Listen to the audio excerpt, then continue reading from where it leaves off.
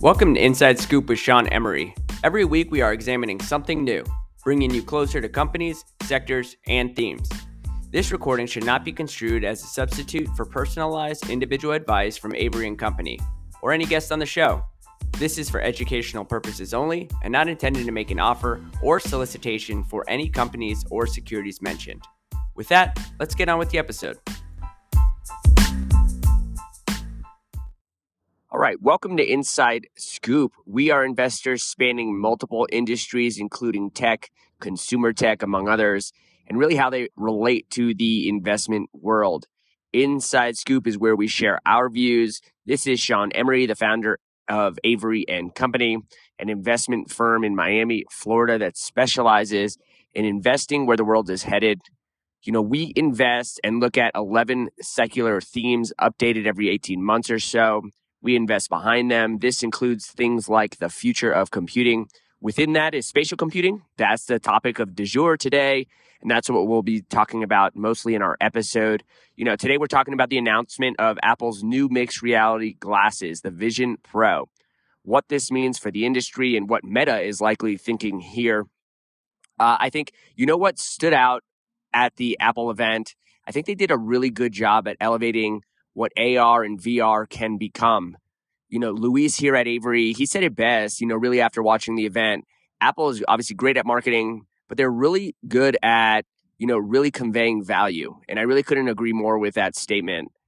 For one, I think notice how they didn't use the word virtual or augmented reality. This may seem small. Instead, they used words like spatial computing, instead of, some of the more tarnished, I guess, more abstract words such as, augmented and virtual. To be direct, I think, Apple did a better job than Meta has done thus far at, putting a complete vision around, what AR and VR, can be. Apple's glasses, the announcement itself, the glasses are sleek. It has a sleek design. They have a feature or a number of features that were impressive. The specs are impressive. Things like eyesight and their method of powering the device is different. I'll touch on those in a bit. Keep in mind, this Apple device is really apples to oranges when comparing it to Quest 2 or Quest 3 from Meta. Those are products that are meant to be powerful, but also cost effective to really meet the mainstream, and they've done that thus far. If you listened to our last episode around Meta's Quest 3 announcement last week, then you know what our philosophy here is. We think that anything that can be digitized will be digitized. Apple did a great job showing that at the event at the Worldwide Developer Conference. They really confirmed, I think, this thesis overall, and are really a thesis that I think from many's point of view was tested a year ago. So Apple really stepping into the game, I think, validates a lot of, the investment case around this space, just given how important they are to consumer tech. Apple focused a lot on productivity, as this was really the main highlight throughout the conference. Many of the things that can be done on a MacBook or an iPad were shown at the event and were really highlighted as examples of use cases. I think stepping back as putting your investor lens on, if one is an investor in Apple, I think you have to be somewhat questioning around what does this mean to some of those core products that Apple already has. When you're totally removing a screen, you're putting a display on your eyes, 4K, square pixels on your eyes, and ultimately recreating a lot of the things that they have, in a physical environment. Remember that, Meta doesn't have this problem. There's really no innovator's dilemma for Meta in terms of competing with yourself. This will be something that I think, many should begin to think about. Specifically, as I posted yesterday, and again, none of this stuff is investment advice, is, Apple's sitting at a 30x earnings multiple, expected to grow in 2023 at a negative 2.5% clip. Nothing wrong with Apple per se, but that balance between growth and valuation should be considered. Here's what we know so far in terms of specs around the device, the Apple Vision Pro, and I'll get into some of the top features that really stood out. The Vision Pro is going to be powered by Apple's M2 chip. It'll have 2 micro OLED displays. It'll feature LiDAR scanners for spatial awareness.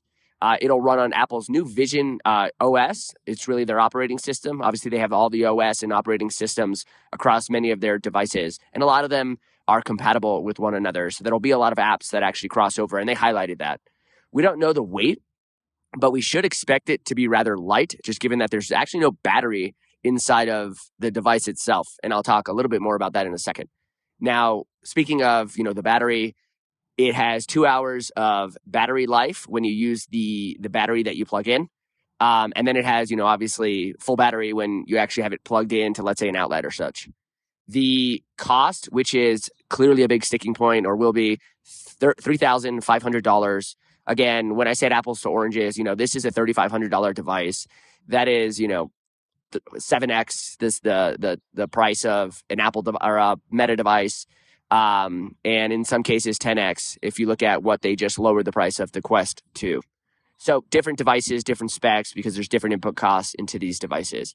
So some key features here, both bad and good. Eyesight. This was really cool. I think this was really where you could argue that Apple gets it. Um, they're using camera technology.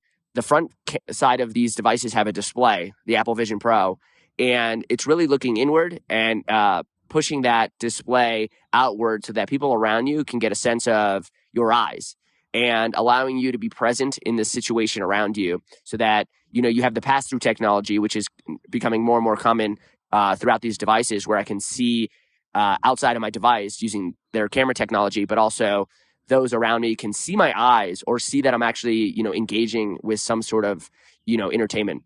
So I think that's important. It also serves as the technology for their realistic avatars for things like FaceTime. We've seen some of this stuff before from Meta, but again, I think they presented it pretty well. The battery, here's not so good. I think, for $3,500, you kind of don't expect to have a dongle of sorts of a battery that's, in your pocket plugged into your headset. The Meta devices, they're all freeform. You can, you don't have to plug them in. You charge them and you can use them. So this device, while I think it's interesting, it's definitely an interesting strategy around battery and charging. Because what we know is, batteries will continue to get smaller and more powerful. And so if you're thinking, multiple years out, there could be some interesting nuances here. But I do think this is very short battery life. And what will that do to, again, the perception of buying a device that's so expensive? The apps, I think, given they already have an established ecosystem of apps, Apple, there's really an easy transition for users, I think, for using this device, because a lot of the apps that you'll first engage with will be very, very familiar. So I think that's really important. In addition, I think this is a big advantage for them. And not only is it the apps that are familiar, I think they presented it well. Very sleek design, very easy and simple and intuitive, very Apple-like. Timing, this was also something that they talked about early next year. That's roughly a year away if you just think about it. As we have stated in the past, I think Apple has been running into issues delivering these devices consistently, problems with battery and other things. So I expect this to continue. And this is why I think, that timing is so far out. So they really put the vision out there. But again, the timing is so far out. This timing gap, I also believe, is a win for all the competitors that sit around them. So very strategic win for the competitors. Apple just revealed its concept, its product, and, with production and delivery so far out, I think things like eyesight, some of the lower hanging fruit of which, maybe the competitors didn't know were going to be embedded in this type of device and that resonated well with, reviewers. I think those could be popping into some of the newer devices. So I think Apple, obviously, the leader in consumer tech, no one's getting rid of their iPhones, Apple Watches, iPads, MacBooks anytime soon. So they have time. But at the same time, I do think they did open their cards now with a future start date for the launch of this device and a price point that's probably not attainable for, the mass user. Optic ID, this is kind of one of the last things I wanted to touch on. I thought this was so interesting. It gives Apple's, stance on privacy. It really embodies that. I think they can win here with their privacy and security marketing tactics and real tactics that they've really embodied the last couple of years. Using your eye as your identity within the ecosystem. Think of your eye as really your Face ID on your iPhone, where you can use it for logging in, for purchasing things. They also talked about, with their eye technology, is really controlling the interface with your eyes. That did seem a little strange. I just tried to pretend I was doing that, and it felt like I was straining my eyes a little bit. But I do think it's really cool technology, to say the least. But the optic ID, I think, is a very interesting way of doing it. The question there is, can some of the competitors like a Meta actually, have that same type of technology inside? So those are some of the key items. I think, summing up some of this stuff is, I think Vision Pro is a significant step forward for really mixed reality XR technology. It's clear that Apple's serious about this market. I'm excited to see what, developers will come up with. I think the Vision Pro will be more popular with developers and early adopters than, any sort of mainstream. It's not clear whether or when they'll get to a mass, market product. One thing is for sure, though, I think the announcement of the Vision Pro is a clear sign that, mixed reality is here to stay. Zuckerberg was right when he said that this could become the next computing platform. Apple is showing that it's serious about this new market. So again, a lot of people were questioning Zuckerberg. He tends to be very early to things, but he also tends to be right. Right now, Meta leads this space. Roughly 9 million headsets were shipped last year, which Quest was 80% of that. Still early days. It'll really be interesting to see, how other companies like, Microsoft, which is on the fringe of potentially even shutting their thing down, Google, Samsung, Sony, really compete in this space.